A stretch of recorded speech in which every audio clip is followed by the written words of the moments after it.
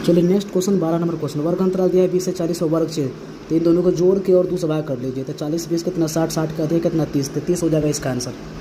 इसका आंसर 30 हो जाएगा। वर्ग अंतराल यहाँ भी देखिए उच्च सीमा कौन है, तो उस सीमा 40 हो जाएगा। सिग्मा एफ दिया हुआ है, सिग्मा एफ एक्स भी दिया हुआ, तो माध्य निकालना है। तो माध्य के फॉर्मूला क्या होता है, सिग्मा एफ एक्स बट्टा में सिग्मा एफ, यानी कि 120 बट्टा 40 करोगे तो 3 आ जाएगा। सही है। एन विषम संख्या, तो माध्य का सूत्र क्या होगा, n+1/2 पद होता है, याद रखिएगा। ठीक है, कोई दिक्कत नहीं है।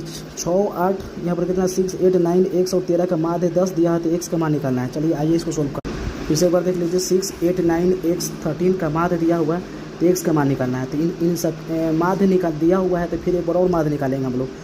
संख्याओं का योग बटा कुल संख्या करेंगे हम लोग। ठीक है, आज तो यहाँ पर क्या कर लेंगे हम लोग, देखिए सभी को जोड़ देंगे। पहले जोड़ देंगे और 1 2 3 4 5, तो 5 लिख देंगे नीचे में।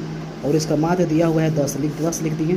3 को जोड़ लीजिए, 8 से 14, 14 में 9 जोड़ दीजिए तो 23 हो जाएगा। 23 में 13 जोड़िए 36, 36 प्लस 1 और 5 में 10 से मल्टीप्लाई 50। तो x का वैल्यू कितना होगा, 50 माइनस 36 कर लीजिए, तो x का वैल्यू हो जाएगा आपका 14 हो जाएगा। 14 ऑप्शन देख सकते हैं 16 का हो चुका है।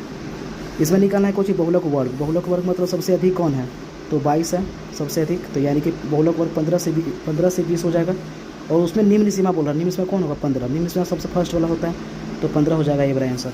अगला देखते हैं, निम्नलिखित में से कौन सा आलेख द्वारा निर्धारित नहीं किया जा सकता है, तो माध्य होता है। इसका आंसर माध्य हो जाएगा। 14 के मिलान चिन्ह क्या हो जाएगा, 14 के मिलान चिन्ह ये याद रखिएगा।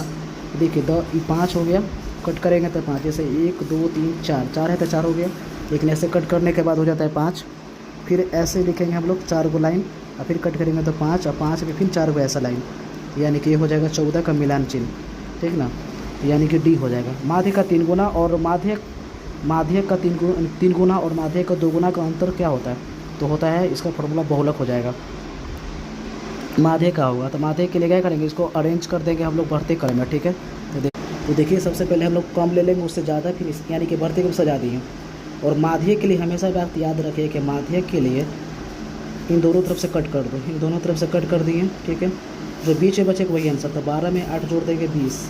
ठीक है, कितने बचे थे इसमें क्वेश्चन, 6 तो थे। 12 8 20 हो जाएगा।